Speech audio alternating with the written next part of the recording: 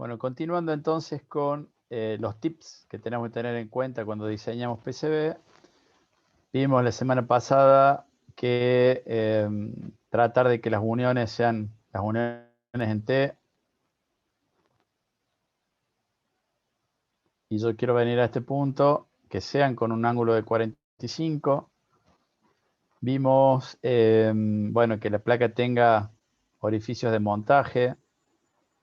Ver que las distancias sean razonables desde el orificio de montaje de los componentes que pueda haber alrededor. Hablamos acerca de los diámetros de perforación y esto lo dije muy al pasar, muy rápido, pero es importante tener en cuenta que cuando nosotros mandamos una placa a fabricar, las perforaciones las hace una máquina CNC, un control numérico. Entonces, si nosotros tenemos distintos diámetros de perforación, ¿qué hace la máquina? ¿Qué hace el CNC? Perfora, deja el elemento, cambia el elemento, perfora, deja el elemento, cambia el elemento, perfora, deja el elemento, cambia el elemento, perfora. Todo esto es tiempo. Entonces, si nosotros conseguimos que la mayor cantidad de perforaciones sean del mismo valor, lo que estamos haciendo es minimizar el tiempo de cambio de herramienta, con lo cual, primero que el proceso es más rápido y segundo que el tiempo se cobra en el diseño. O sea, cuando nosotros mandamos a fabricar, el cambio de broca hace que sea más caro que si no hay cambio de brocas. Entonces, es interesante tratar de hacer que nuestros footprint tengan todos el mismo diámetro de perforación. Otra cosa que es importante es esta. Chequear que el footprint tenga la dimensión real de la perforación. Me pasó en una, si les comenté, me pasó en un diseño que hice.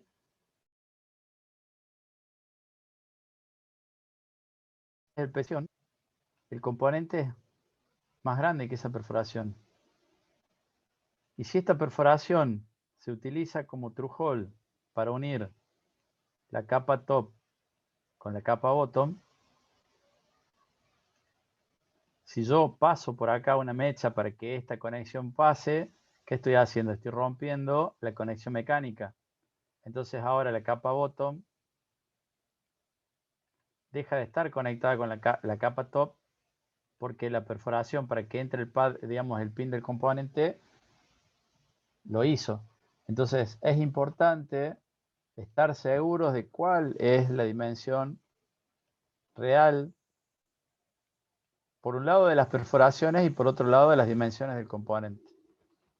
Otra cosa a tener en cuenta es la corona, ¿no? Dijimos que la corona era, vamos a hacer acá arriba, el aro de cobre que rodea la perforación. Cuanto más grande es la corona, tengo más rigidez mecánica para el componente.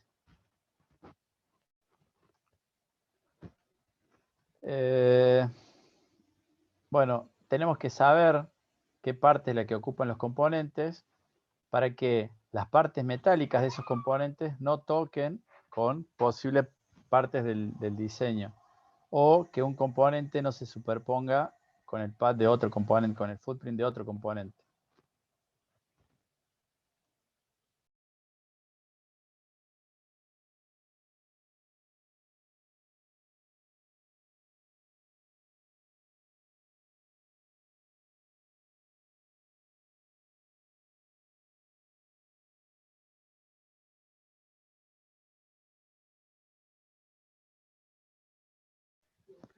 Perdón, tuve acá una interrupción de mi estudiante favorito. Bueno, si vamos a usar puentes, a veces es necesario hacerlo, tenemos que tratar de estandarizar el tamaño. Recuerden que los puentes pueden ser hechos en forma manual. Y si los hacemos en forma manual, vienen unas herramientas para hacer puentes. Entonces, ajustar el tamaño del puente requiere tiempo también. Entonces, si todos nuestros puentes son estándares, podemos facilitar la fabricación de ese puente.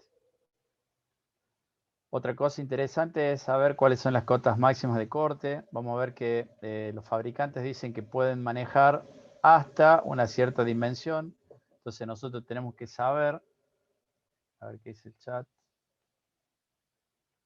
Ay, qué buena pregunta que me hiciste, Sebastián. Lo maté, profe. Vamos a buscar. Hacedora de puentes. Una puentera. Eh, sí, no sé, hay una herramienta, puentómetro, dice Lucho. No, hay una herramienta que sirve para hacer el doblado manual. De hecho, nosotros en el Gintea tenemos una, y entonces con una ruedita uno calibra la distancia en la que se abren la mordaza, y entonces sirve para hacer puentes o sirve para doblar componentes de tipo trujol. Yo abro la mordaza, entonces, y eso sirve para hacer que todos los dobleces sean parejitos y lo doble bien a 90 grados. A ver qué dice Nahuel, puso Bender Tool for. Ah, bueno, acá Esa está buena. La impresión 3D y listo. sí, sí, Nahuel. Claro, uno pone el componente y lo dobla con la mano. Esa debe ser, ¿no? La idea. Bueno, nosotros tenemos una maquinita para doblar los componentes. Bastante engorroso el laburo, pero bueno, existe. Otra cosa que hay que conocer es lo que se llama panelizado. Nosotros podemos decirle al fabricante que en un panel ponga una cierta cantidad de plaquitas. Si nosotros usamos la superficie máxima, minimizamos el costo de diseño. Entonces nosotros le podemos decir a nuestro fabricante que nos diga cuál es el tamaño del panel y hacer que nuestro diseño calce dentro de ese panel. O sea, tratar de que nuestro diseño entre para tener el menor sobrante posible. Otra cosa interesante es usar esto que se llaman pads tipo teardrops, que es este que se ve acá. Fíjense que tiene forma de gota de agua. Normalmente el pad viene y termina, o sea, tiene esa forma. El teardrops lo que hace es unir la corona con la vía. Fíjense que le agrega esta zona. ¿Qué conseguimos con eso? ¿Qué les parece?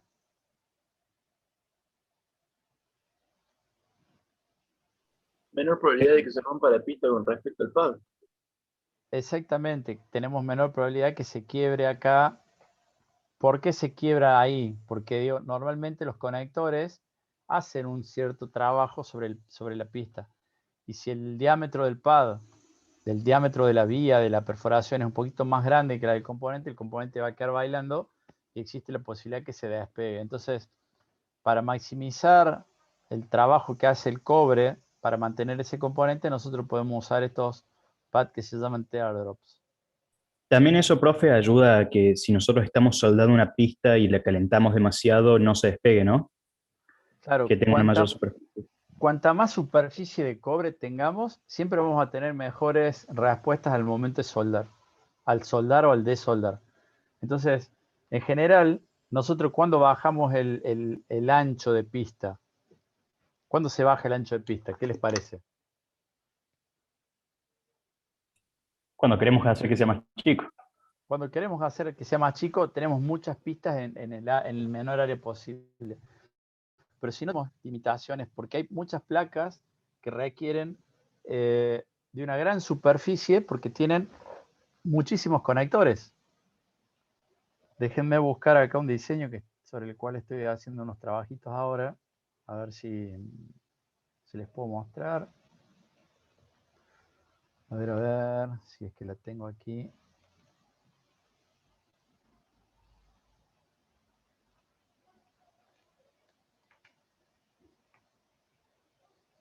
Les voy a mostrar el diseño.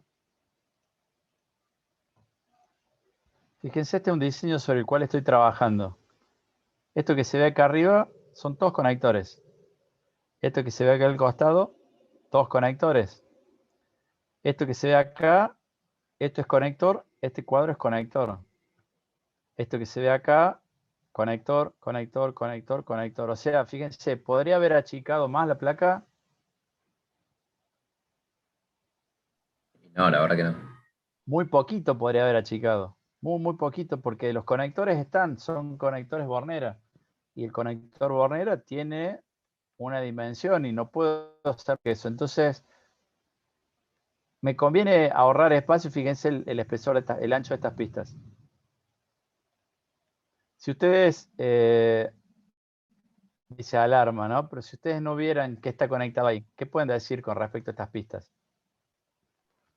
Que se va a conectar un consumo considerable. Un consumo considerable. Entonces, ¿tengo que escatimar en gasto? Para nada. Fíjense el tamaño de los pads. Este pad tiene, a ver si, tiene 100 mils por 100 mils.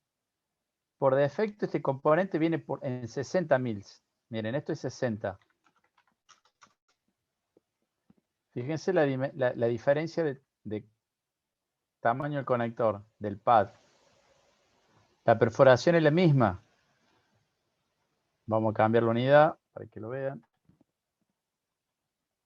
Fíjense, la perforación es de 1 milímetro. O sea, es una perforación estándar. Perforación de 1 milímetro. Sin embargo, fíjense el tamaño del pad, 2,54. ¿Afecta en algo que el pad sea más grande? No, la verdad que no. La verdad que no, si no interfiere con el componente que está a la par o con una pista que pasa al lado, puede tener el mayor tamaño posible. Entonces, no tienen que escatimar en gastos. Digo, lo importante es eso. Fíjense, por ejemplo, este transistor. 80 tiene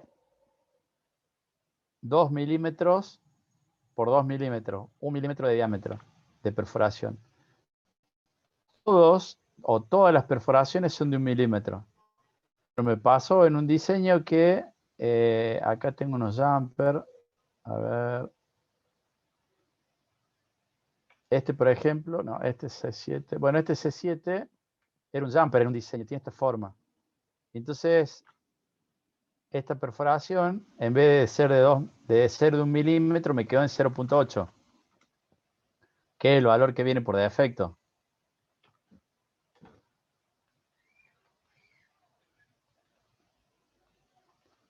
$31 mils. Por defecto viene en ese valor. Cuando quise pasar el componente, olvídense.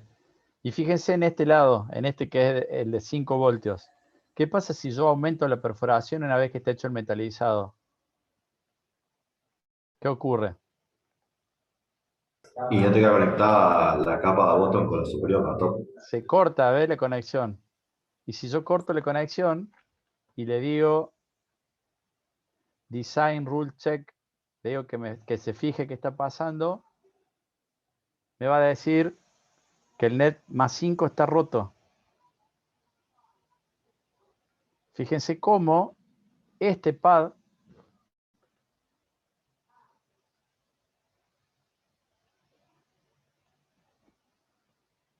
fíjense que ahora no está cortado. Cómo ese pad, si yo lo perforo para que pase el componente, me divide un net en cuántas capas.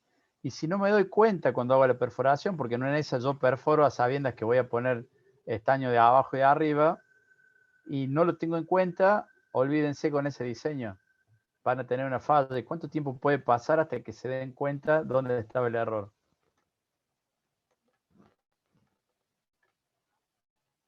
Por eso es importante tener, bueno, este resumen de tips que les pueda servir. Fíjense algo que suele ocurrir. Cuando fabricamos PCB de una sola capa, tenemos que ser muy claros al fabricante. Le tenemos que decir que es de una placa. ¿Y qué podemos hacer para facilitarle la vida al fabricante? Fíjense, poner un texto que esté del lado bottom y que se lea del derecho. Digamos, cuando yo le doy vuelta a la placa, ese texto se vea bien. ¿Para qué me serviría eso? Miren esta imagen. ¿Qué ven aquí?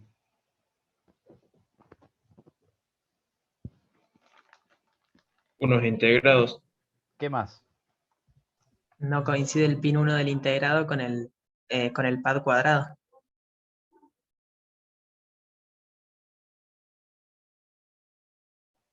¿Qué más? Y que tuvieron que soldar los componentes del lado de las pistas, porque lo imprimieron, está mal impreso. ¿Cómo sería que tuvieran que soldar el componente del lado de las pistas? Y por lo general vos dejás las pistas de un lado y los componentes los pones del otro, Ujú. y ahí como que están del lado de las pistas. No, pero esas Si pistas es que una podrían sola ser... capa. Claro, pero no sabemos si es una sola capa ese diseño. Ustedes suponen que es un diseño de una sola capa por lo que está escrito ahí, pero ¿qué otro indicio les daría que tuvieron que soldar del lado del bottom los componentes? Puede ser que el integrado esté dado vuelta, tipo estar como araña para atrás. El integrado, este que está acá, está dado vuelta. Originalmente tenía esta forma. Y aquí estaba el texto. ¿Qué hubo que hacer? Doblarle las patas. ¿Por qué? Porque no se hizo el mirror de la capa de bottom. Porque el fabricante, ustedes vieron cómo funciona, eh, cómo es el método para fabricar. Denme un segundo. Un segundo.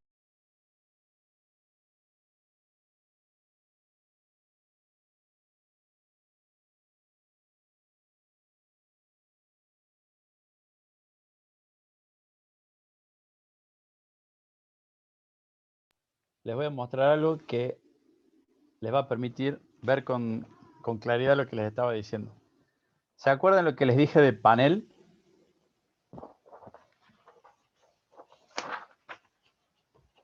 Miren, esta hoja que estoy mostrando acá es un panel. Pensé que se iba a ver ahí, pero no se ve nada, el reflejo de la luz. ¿Se ve acá los huequitos? Ahí se ve mejor. Sí, profe, sí, sí. Sí, se ven los huequitos. Bien. Esta es la capa top. Y esto es la capa bottom. ¿Cómo sabe el fabricante cuál es top y cuál es bottom? Y si no le decimos, Si no le decimos, estamos hasta las manos. Pero además, ahí, a ver si... No, este no sirve. A ver, tengo que usar un color opaco. Ahí está. Uy, acabo de descubrir algo. En vez de usar un blanco, tengo que usar un color más opaco. ¿Ven las letras ahí?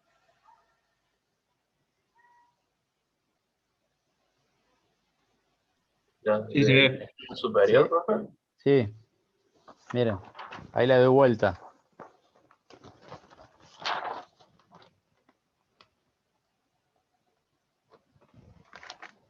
Ahí.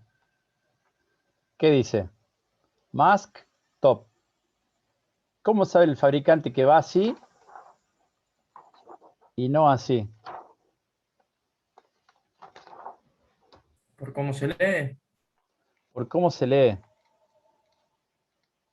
Bueno, este fabricante, miren, acabo de descubrir algo, no me había dado cuenta de esto, que hice un diseño que calzó en el panel. Bueno, estas son las distintas capas.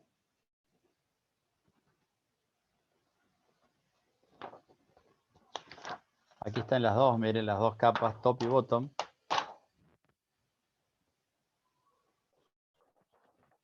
Aquí está la serigrafía de componentes, esta es la de bottom y esta es la de top. Bueno, se ven ahí algunas impresiones. Entonces, este es un fabricante serio, digamos, de diseño. Mi diseño, fabricante usa software de diseño y sabe que tiene que poner tal o cual característica y las hojas salen con la información detallada, ¿no? De hecho, ahí dice cuál es top, cuál es bottom. El fabricante que no le pone a su máscara cuál es top y cuál es bottom, ¿qué tiene que hacer? Tiene que estar atento de no ponerlo al revés. Ustedes vieron que si lo dan vuelta, están haciendo despejado el mirror. Y si hace mirror, el diseño les queda al revés. Entonces, ¿de qué manera nosotros nos garantizamos que no le pase eso al fabricante? Escribimos un texto en alguna parte. Fíjense que acá hay un texto. Lo escribimos al texto de manera que Estamos cuando... viendo la pantalla, profe. Perdón, tiene razón. Ahí. Entonces, yo a mi fabricante le escribo un texto de manera que sepa, cuando él está por comenzar a hacer la serie, imagínense que usa método manual para hacer serigrafía. Si él hizo mal, él puso mal el negativo, cuando vaya a pintar se va a dar cuenta que está al revés. Entonces, estamos a tiempo de hacer un nuevo negativo y largar la serie de placas. ¿Qué pasa si está al revés la placa y no se da cuenta y te piden 100? Imagínense hacer 100 de estos.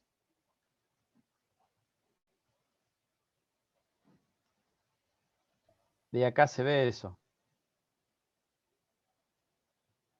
Entonces, es importante que ustedes le faciliten la vida a su fabricante. Con respecto a las preguntas que hicieron recién, que pusieron ahí en los comentarios, las medidas, supongo, Pedro, que te referís a las medidas del panelizado.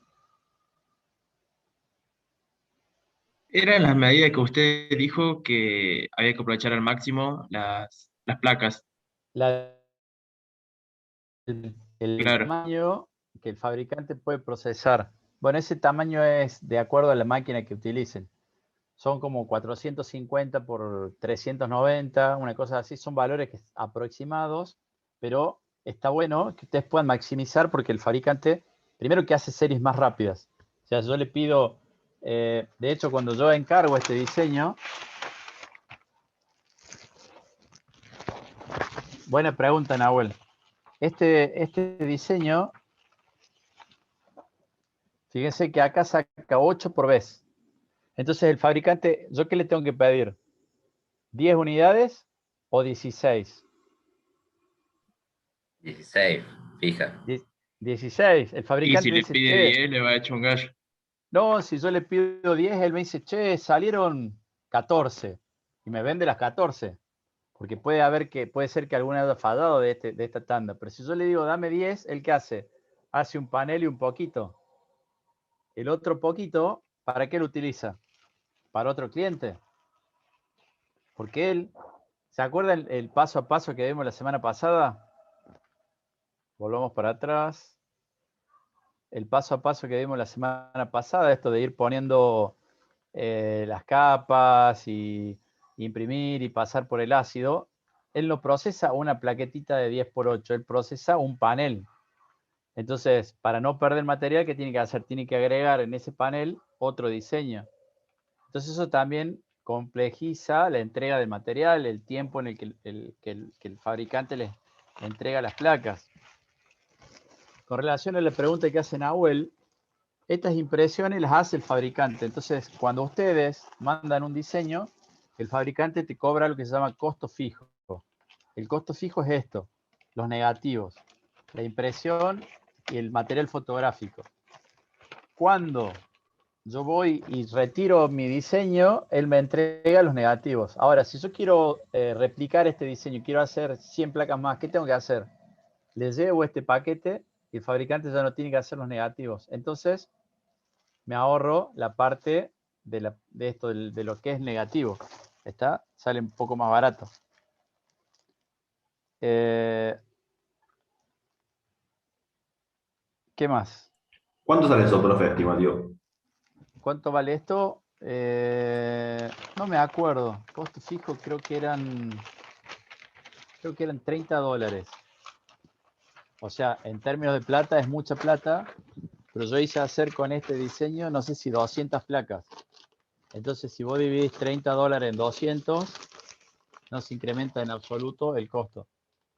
Y la placa acá me salía $10 y en China salía 6 o 7, una cosa así. Así que, bueno, para mí el precio, como yo se los mencioné en su momento, yo hago fabricar en Córdoba, a sabiendo de que es más barato hacer en Buenos Aires o a sabiendo de que es más barato hacer en China. Pero prefiero no renegar. Bien, sigamos con el diseño. Una cosa que es interesante tener en cuenta es que siempre tengan un esquemático cuando van a hacer un ruteo, siempre. ¿Por qué les digo esto? Porque a veces antes se hacía, uno tiraba componentes en un PCB y los unía a mano. Pero si yo tengo el esquemático y cuando corro las reglas de diseño, me va a dar pistas cortadas, pistas en cortocircuito, componentes duplicados, pistas que no están. Fíjense aquí, esto significa una pista cortada, esta línea aquí significa una pista que falta. Cuando vamos a utilizar componentes, este componente y este, ¿qué son? ¿O qué forma de qué tienen? Capacitores. Capacitores. ¿Y para qué están puestos esos capacitores? Pueden ser de acoplamiento. Son capacitores que van conectados en paralelo al lado de un circuito integrado. Famoso capacitor de desacople. Bien, de 0.1, o sea, 100 nanos.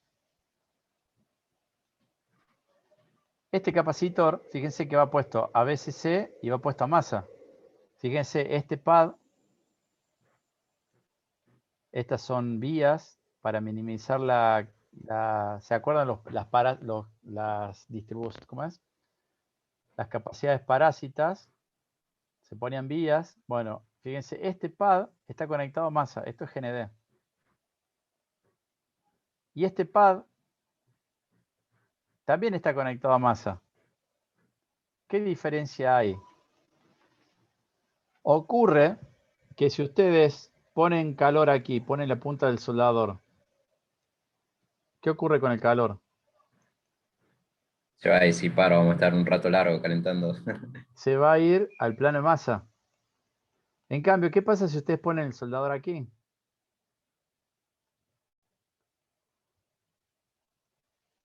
El camino, la resistencia térmica, fíjense que esto tiene muy buena resistencia térmica y esto tiene muy mala resistencia térmica. No me va a dejar salir calor hacia el plano de masa.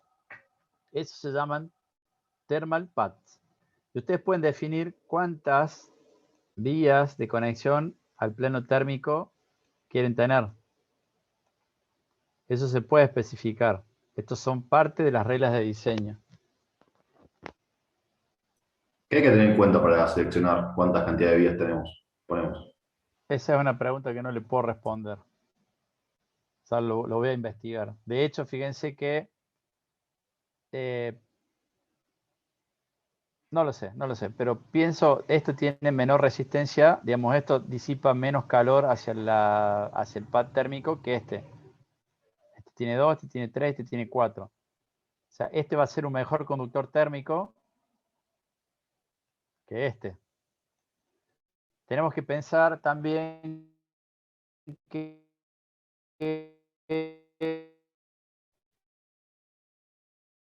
un tipo DIP tiene calor desde su cuerpo por convección al ambiente, va a también conducir calor a la placa. Entonces, si nosotros necesitamos sacar calor a la placa, bueno, tenemos que tener en cuenta cuántas uniones vamos a tener, sin caer en esta consideración. Vamos a ver si queda tiempo hoy, qué ocurre con este componente cuando no tengo thermal path. Una de los efectos cuando se hace soldadura automatizada. Bueno, fíjense que al soldar se pierde calor. Entonces, ¿cómo hacemos si yo tengo esto? Si no tengo el thermal pad, ¿cómo lo resolvemos? Bueno, una manera de resolver es dándole calor a la placa. Hay estaciones de soldadura que además del calor controlado por la punta o por el soldador de aire, tienen precalefactor, o sea, tienen un calefactor. Esto me va a ayudar a evitar que esta superficie esté muy fría con respecto a la superficie de soldadura. Bueno, acá se ve, este es el componente ese que vimos recién, el capacitor visto de costado. Esto que se ve acá es pasta de estaño. Este es el mismo componente y esta es la pasta de estaño. Y ya les voy a mostrar el efecto cuando se disipa calor a la placa. Otra cosa que hay que tener en cuenta es evitar paths o vías de conexión dentro del path. Fíjense que acá yo tengo una vía de conexión, pero que está fuera del path. ¿Qué es lo que ocurre si pasa esto? ¿Qué ocurre en esta que no debería ser y qué ocurre en esta que casi que puede ser? ¿Qué les parece? ¿Por qué será? Cuando lo suelde se va a llenar. Cuando este es mi path, aquí está la vía, el estaño llega hasta aquí. Cuando yo ponga la pasta de estaño acá y le dé calor, la pasta de estaño va a venir y va a ir por ahí. Y en vez de soldar la placa, se va a ir a la vía. Entonces, para evitar eso, lo que yo tengo que hacer es cortar la conexión del pad con la vía. De manera que la pasta de estaño quede en el pad. Esta sería la forma correcta. ¿Ves? En este estaba casi correcto, pero en esta sería la forma correcta. Fuera del pad. Bueno, acá tenemos una descripción de cuáles son las capas. Sigamos, capa de componentes, capa de soldadura. Si nosotros venimos aquí, vemos que esta es la máscara de soldadura. Fíjense que el pad queda librado, queda descubierto y aquí tengo pintura. Entonces esa pintura hace que evite que el estaño corra hacia el pad, hacia la vía esta que une dos capas. Esto que se ve aquí es parte de la capa de componentes. La máscara de componentes, la máscara de soldadura. El keep out sería el borde de la placa. Esa capa tiene que estar, porque esa le dice al sistema de autorruteo a dónde tiene que rutear. Si nosotros no tenemos esta pista, el sistema no sabe dónde termina. Tenemos que saber cuál es el error de alineación entre la capa top y la capa bottom. Tenemos que saber que va a haber un error en X y va a haber un error en Y para tratar de hacer que coincidan nuestras perforaciones entre top y bottom. Bueno, tenemos un archivo que se llama level.list que me dice cuáles son todas las conexiones entre componentes. Las RAT-net van a ser las nets que no están ruteadas. Y en un diseño multicapa sabemos que vamos a poder aumentar la densidad de componentes. Sabemos que es más costoso siempre. Sabemos que una capa será ground, una capa será power. Siempre las capas internas van a tener la tierra por delante y la idea es que siempre la ground esté lo más cerca posible de la capa top. Bueno, los planos de masa tenemos que tratar de hacer que sea la mayor cantidad posible cobre sin interrupciones. Bueno, dice que es la más cercana a top. Tratar de utilizar una topología de estrella para los caminos de masa. Esto lo vemos en una filmina más adelante. Y es importante que todos los componentes tengan los capacitores de desacople. Yo dije 100 nanos. ¿Está? Y siempre que estén lo más cerca posible de cada uno de los componentes que estemos utilizando. Lo que les decía recién, el panelizado.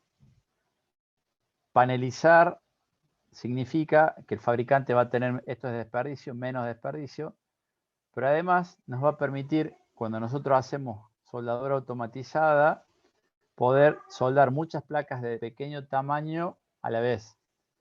Entonces, nosotros hacemos nuestro panel, ponemos los componentes, soldamos los componentes y una vez que está soldado, recién ahí cortamos y separamos cada una de las placas de nuestro panel. Bueno, el corte depende del fabricante, puede ser una fresa o puede ser lo que se llama V-cut. En el caso de la fresa, esto es el perfil del PCB. En el caso del V-cut, tiene este perfil. Entonces nosotros tenemos que romper esta unión. El corte es mucho más preciso cuando se hace un corte bicut. Bueno, es importante cuando nosotros hacemos la distribución de componentes, si nosotros conocemos cómo trabaja la empresa que nos va a permitir hacer el montaje automatizado, podemos trabajar la distribución de componentes para minimizar los tiempos del montaje de componentes. Y si tenemos unificados los valores de componentes, siempre es más fácil para el montaje automatizado. Es más rápido, es más fácil. Otra cosa que hay que tener en cuenta cuando uno hace diseño para proceso automatizado es lo que se llama el stencil. ¿Qué es el stencil? ¿Saben a qué les suena stencil? Y en electrónica son una placa que la perforan con, sería lo que es la máscara de la soldadura, después le tiran la pasta térmica, la pasta de soldado arriba, y le pasan como un pincel o una plancha para que quede todo pintado. Bien. Si este es el PCB, yo necesito poner estaño en esta posición, ¿qué hago? Pongo el stencil. El stencil está perforado, entonces, como decía no sé quién ahí, pongo el estaño acá, la pasta de estaño, le paso con una rasqueta y ¿qué hace el estaño? Se desplaza y queda una porción de estaño acá. Entonces, cuando saco el stencil,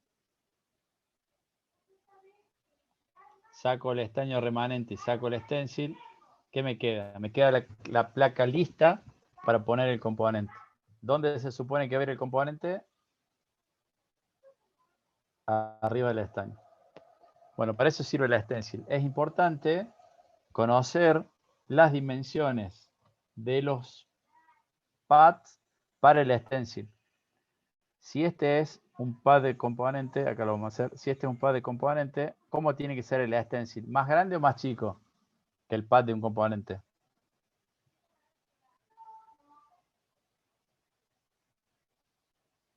Bueno, el fabricante en la hoja de datos le dice cuál tiene que ser el tamaño de la perforación del stencil para que cuando ustedes, si este es el pad visto el costado, pongan ese poco de estaño acá, cuando se suelde quede la cantidad correcta de estaño. Si no, va a haber desborde del estaño y puede haber, sí, es más chico, dice Mosía. Si lo hacemos, si ponemos más estaño del que debe y tengo un pad aquí al lado, ¿qué puede pasar? Puede ser que lo que sobresalga, lo que el remanente de estaño me genere un cortocircuito. Bueno, fíjense que ahora vamos a hacer como un resumen. El pinout de los componentes, muy importante. Estar seguros de que no tenemos componentes duplicados. Estar seguros de que los footprints han sido asignados correctamente. Todos los pines de alimentación con capacitor de desacople. Que todos los circuitos integrados estén conectados a las dos alimentaciones. Que todos los circuitos integrados tengan conexión a GND. Profe, pero esto es obvio. Bueno, no es obvio. Porque suelen ocurrir cosas como, fíjense esto que les digo acá, pinout. Otra anécdota.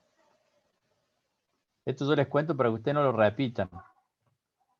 Tengo este componente, dip, pata 1, pata 20, pata 21, pata 40. Y lo llevo a un componente QFP. Patitas para soldado SMD. 10 patitas por lado. Bien. ¿Dónde creen que está la pata número 1? Por lo pronto acá está la marca que me identifica y acá tiene un corte del componente. O sea, una de las puntas tiene esta forma que es para identificar a dónde tengo que comenzar a contar. ¿Dónde está la pata número 1 de este componente?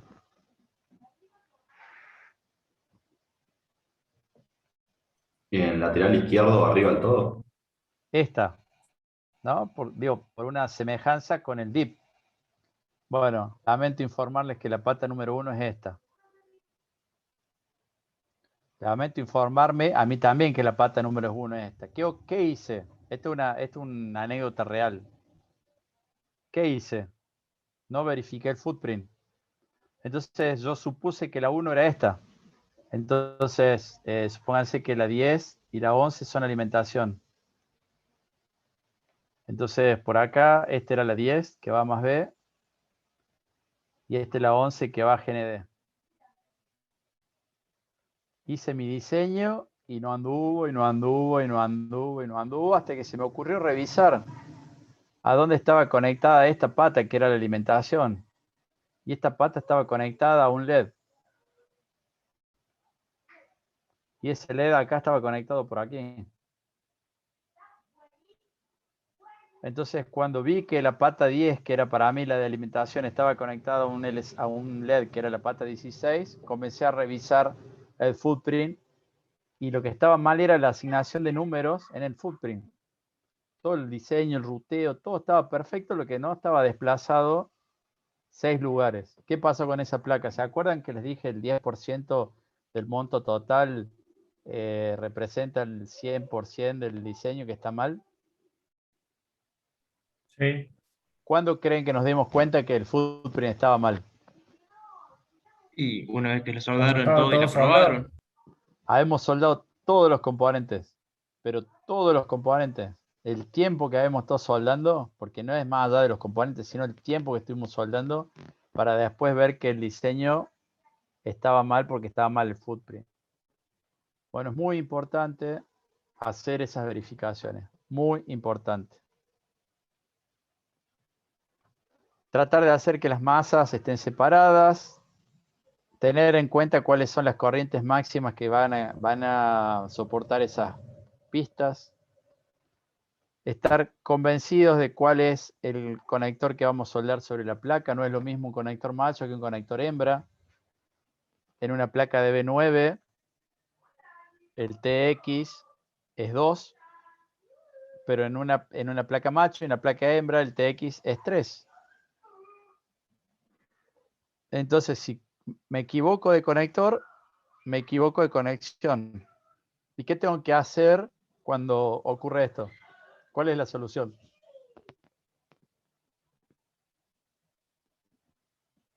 Una vez que diseñe la placa.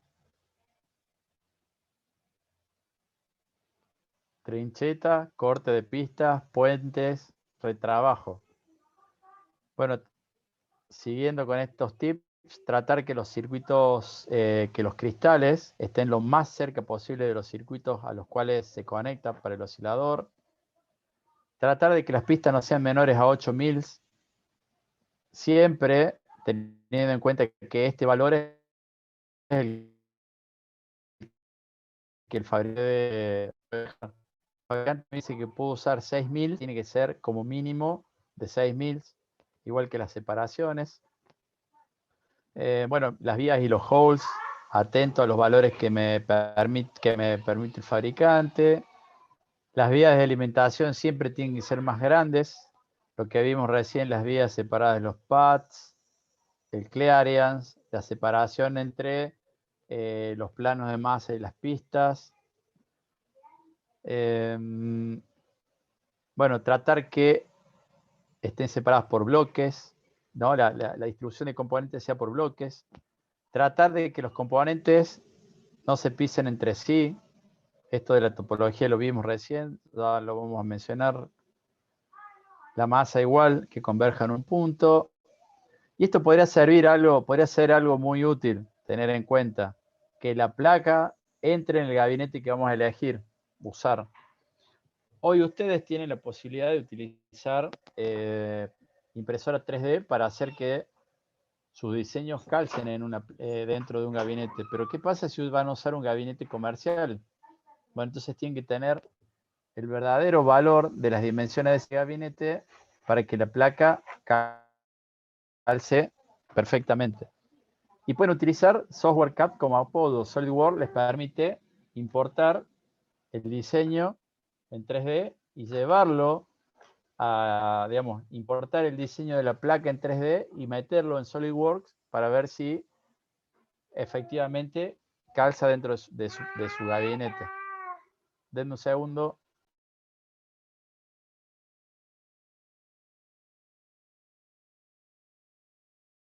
Bueno, sigue grabando.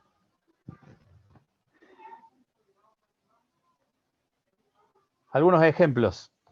Miren, fotos. ¿Qué notan en esa foto? Esto que se ve en el recuadro es un zoom visto del lado opuesto de lo que se ve acá abajo. ¿Qué es lo que notan? Estamos viendo los dispositivos, profe. Perdón.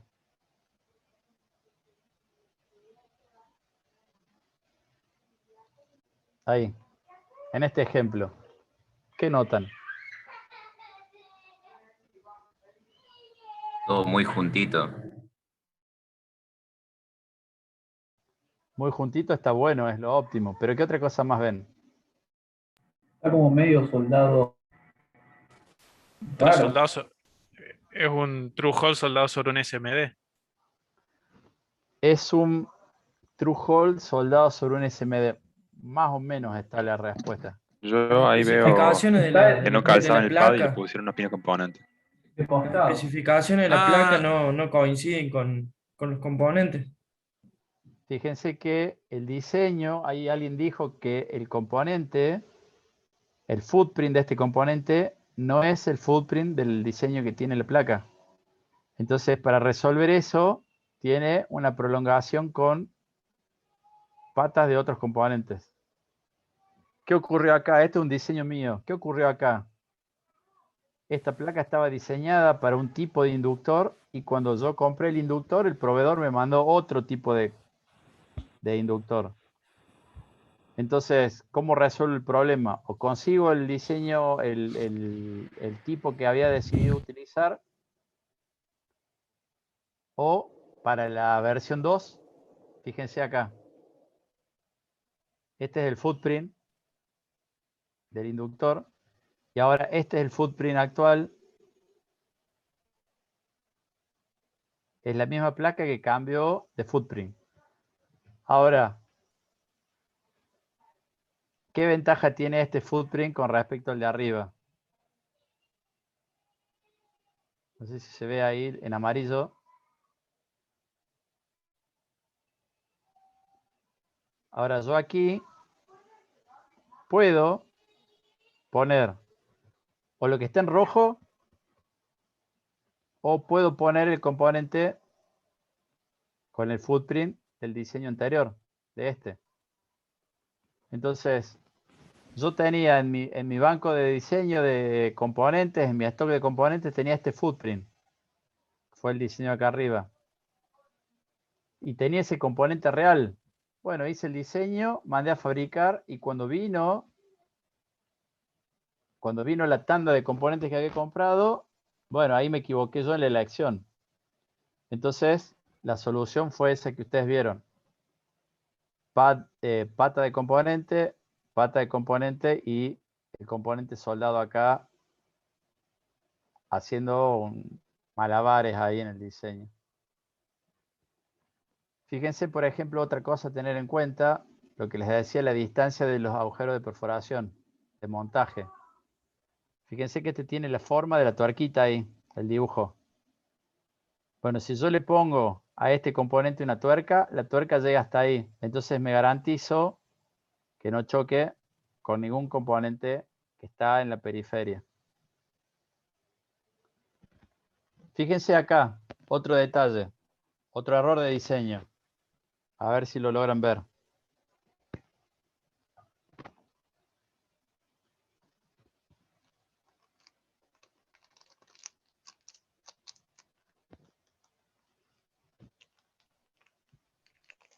¿Qué les parece? Footprint está del lado de la soldadura, ¿puede ser?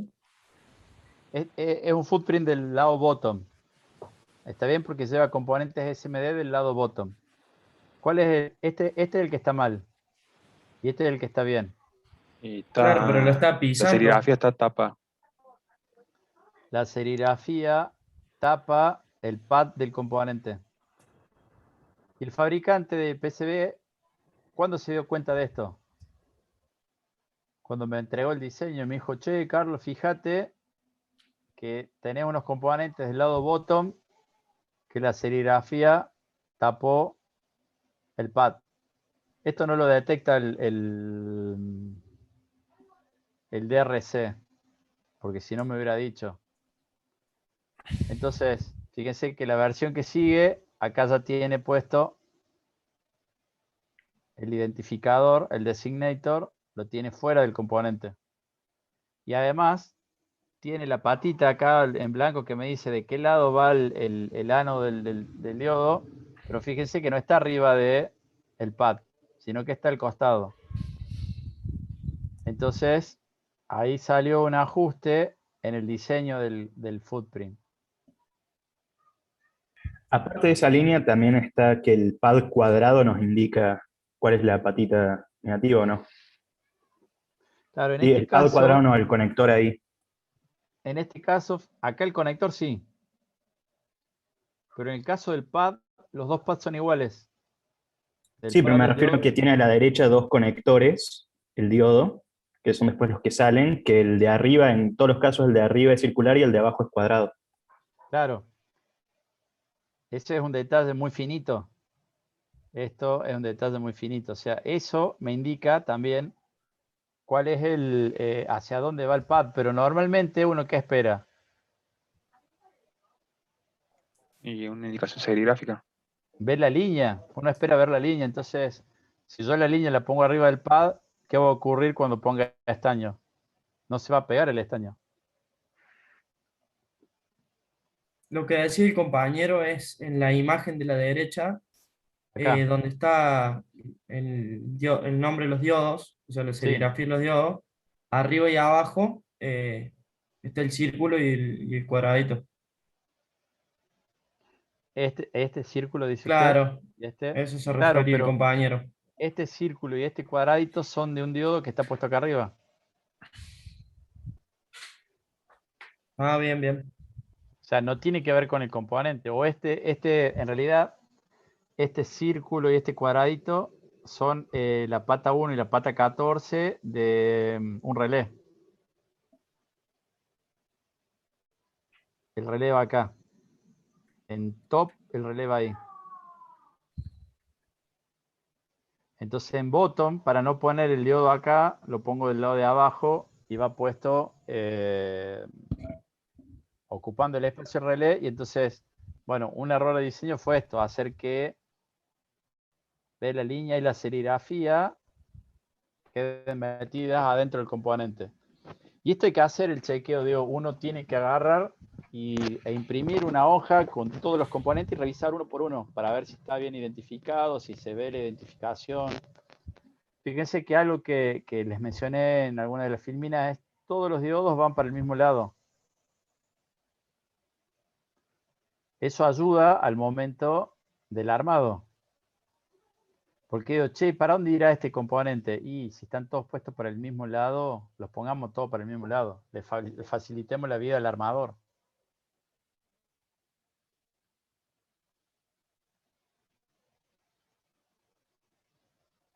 Bien.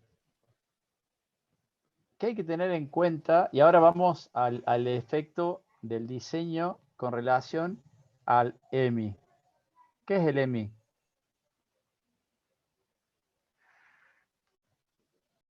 Las emisiones electromagnéticas.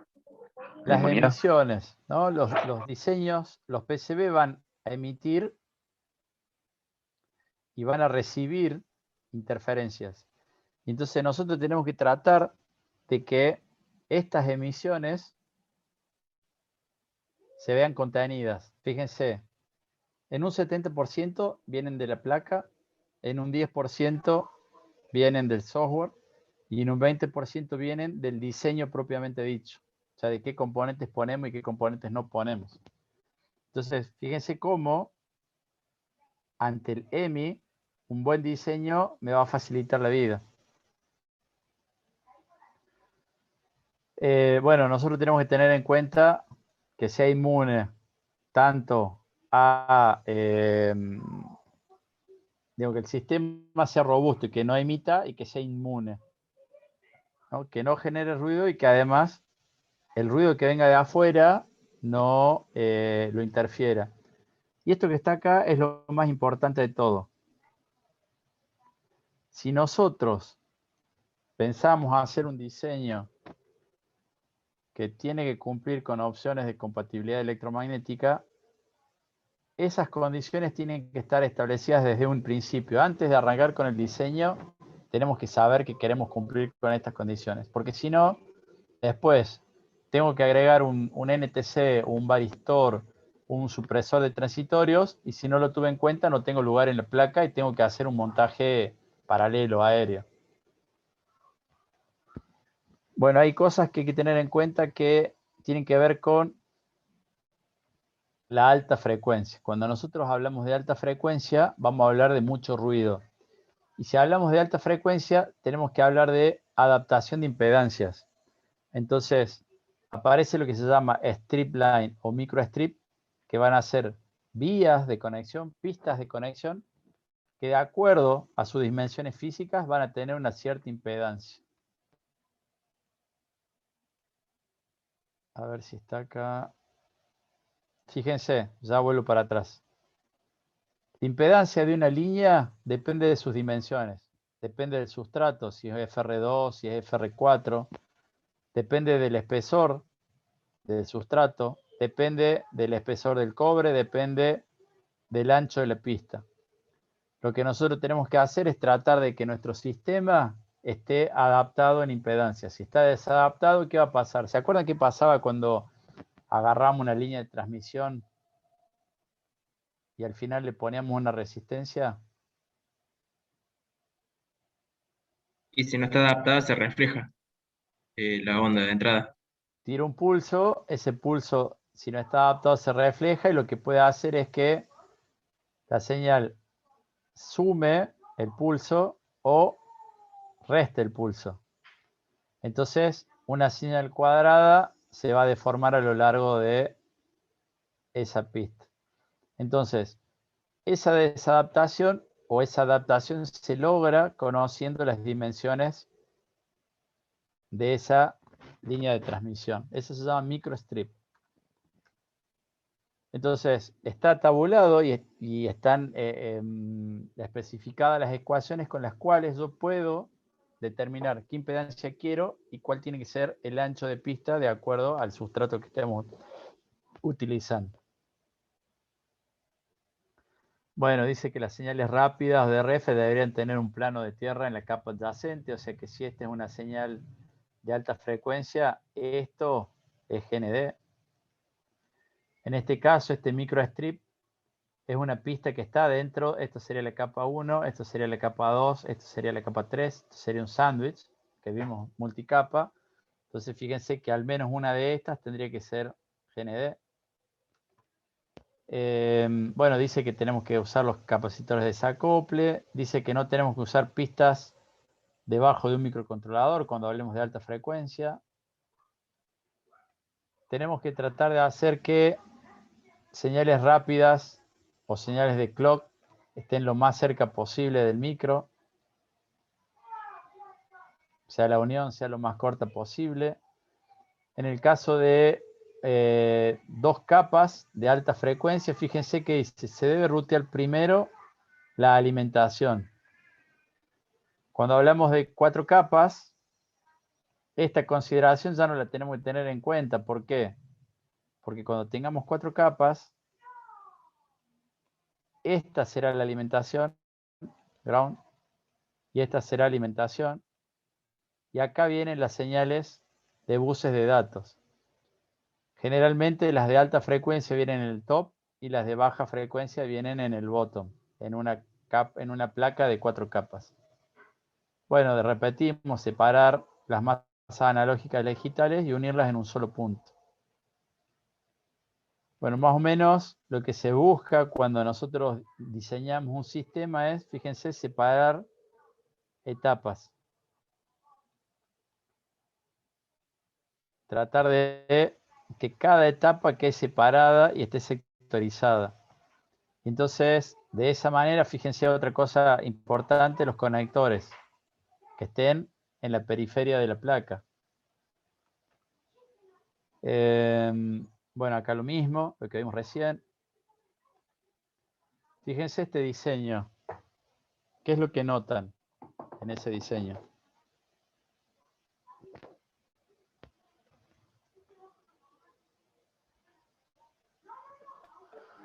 Como Está que las con pistas blindaje son alrededor medio... de cada placa.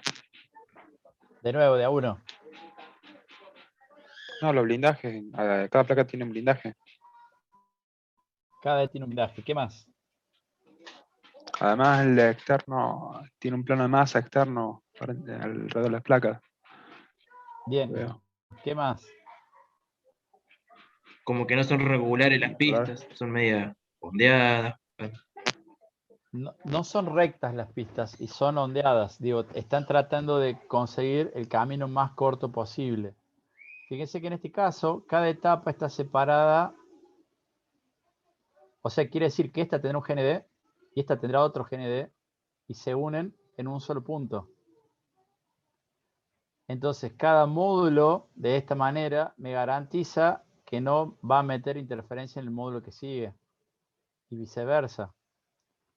Esto es un equipo de comunicaciones. Es un diseño viejo, pero acá se nota muy bien este efecto de separar etapas. Sí, ese ruteo es a mano, si no me equivoco. Bueno, en esto se ruteaba a mano, sí, hace mucho tiempo. Este es un equipo bastante viejo. A ver qué más dice el chat. Claro, serían jaulas de Faraday, exactamente. Bueno, esto lo vimos recién. Acá tenemos cuáles serían dimensiones típicas de los espesores para poder estimar cuál es la impedancia característica. Ahí tenemos también dimensiones típicas. Bueno, es importante cuando nosotros hacemos ruteo de alta velocidad. ¿Se acuerdan que dijimos que no había que hacer esto? No había que hacer a 90 grados. ¿Por qué no se hacía a 90 grados? Fíjense cuánto vale el espesor acá. Supónganse que es 10 mils. Y aquí vale 10 mils. ¿Cuánto vale ahí?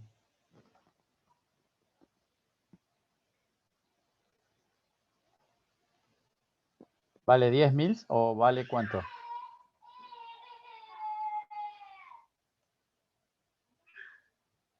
$14,4 la diagonal. Entonces, fíjense en esta filmina. ¿De qué depende la impedancia?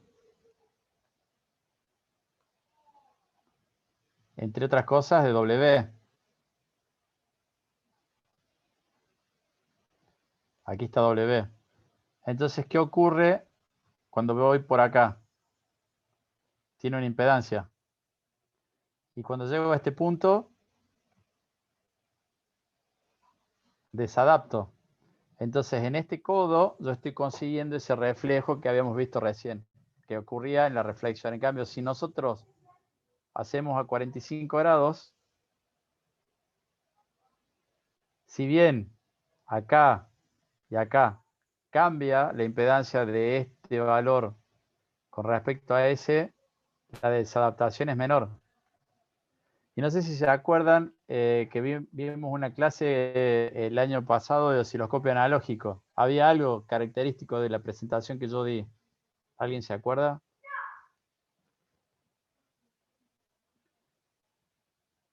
Que tenía los dos ADC puestos en paralelo. Y aquí está el módulo del canal 1 y acá está el módulo del canal 2. Ah, era la Que tenían que longitud. tener la La misma longitud. distancia. La misma distancia, pero además, esta pista hacía así, era redonda la pista, y esta era un zigzag, todo redondo. ¿Por qué era todo redondo? Porque Para que tenga la misma garantizo, longitud que la otra. y además, porque garantizo que no haya desadaptación de impedancias. Al ser redondo, el espesor, el ancho de la pista no varía. Entonces mantengo la impedancia. Eso es importante tener en cuenta. Bueno, ¿qué más hay acá? Bueno, fíjense que una señal cuadrada que viaja a lo largo de una pista puede hacer que al final de esa pista esa señal se deforme como aparece aquí. Y este no tiene que ver con lo que yo estoy energizando, sino solamente con el largo de la pista. Para evitar eso, yo tengo que calcular, ¿dónde está? Aquí, tengo que calcular el largo de la pista de acuerdo a las condiciones de la señal que estoy midiendo, que estoy utilizando. Me dice que si tiene más de 5,8 centímetros, voy a tener este rizado. Entonces, para evitar que aparezca ese sobreimpulso, sobre o subimpulso, tengo que hacer que mi placa sea lo más chica posible. O sea, el origen, el destino de la pista que lleve esa señal tiene que ser menor que 5,8 centímetros. Con relación a lo que hablamos hace rato de las estrellas y la forma de conectar, fíjense, hablamos de distribuir alimentación para transmitir potencia y para transmitir señal. Fíjense que lo mejor es tratar de que la señal de power o de ground lleguen a un punto y de ahí salgan en forma de estrella hacia los distintos componentes. Supóngase que tengo este modo que es el múltiple point que le llaman, ¿no? Bueno, las pistas van a representar caídas de potencial. Entonces, son resistencia las pistas. Si este elemento es un generador de señal de ruido, ese ruido se va a inyectar por la masa, internamente se va a ir inyectando a cada uno de nuestros usuarios. Entonces, fíjense que en este diseño, que es distinto a este, en este diseño, este elemento puede estar influyendo sobre este elemento. Entonces, para evitar eso, tengo que tratar de hacer que ocurra esto. Está el ejemplo este, la estrella o el single point.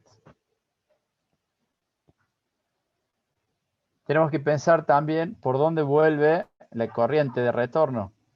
Fíjense que yo excito, esta es una salida que me entrega un pulso digital que la voy a aplicar a este componente y este componente va a retornar a la masa de este componente. Entonces, una cosa es que venga en forma directa y otra cosa es que si yo tengo un diseño, digo, en baja frecuencia el camino va a ser el más corto. En alta frecuencia el camino de retorno va a ser paralelo a la línea por la cual estoy excitando esa señal. Ahora, si yo en el medio tengo una interrupción, fíjense qué ocurre. Las señales de alta frecuencia vuelven por donde está la pista, por la cual yo mando señal, pero las de baja frecuencia cambian. Entonces, ¿qué va a pasar con esto? Si yo tengo una señal cuadrada, la señal cuadrada tiene señales de alta frecuencia y señales de muy alta frecuencia porque sea cuadrada. Entonces, va a haber un desfasaje y va a aparecer eso que vemos recién ahí, ese ringing. Entonces, estas son consideraciones cuando hablamos de corrientes de retorno, pensando en EMI, en generación de ruido. Esta diferencia de la pista de retorno hace que aparezca diferencia en las corrientes y esas diferencias van a terminar siendo ruido que va a poder emitir la placa hacia el ambiente. Bueno. ¿Alguna pregunta hasta acá, jóvenes?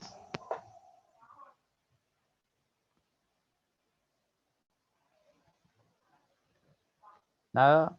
¿No entendieron nada? O... En ese último ejemplo teníamos que entonces evitar que haya agujeros en el plano de masa justo en esa zona. ¿Es la única solución o tal vez podemos agarrar y hacer que la alimentación tenga una forma similar a por dónde iría la corriente en el plano de masa? Hay que pensar en esos componentes que pueden generar interferencia, evitar tener ese corte. Entonces, lo que puedes hacer, estos cortes por lo general son cortes para evitar para generar aislaciones galvánicas. Entonces, si esa aislación galvánica la necesito, tengo que rediseñar el sistema, que esos componentes de alta frecuencia se puedan conectar entre sí. O sea, lo que hay que hacer justamente es minimizarlo. La semana que viene, en relación a esto que estamos viendo, voy a ver si puede venir un ingeniero que trabaja en un laboratorio de la UTN que hace certificación de equipos, pensando en EMI, hace precertificación, en realidad un laboratorio de precertificación. Nosotros ya charlamos con él para dar una charla relativa a esto. Creo que la semana que viene va a estar disponible, con lo cual, bueno, vamos a tener una charla de alguien que viene de afuera, especialista en este tema.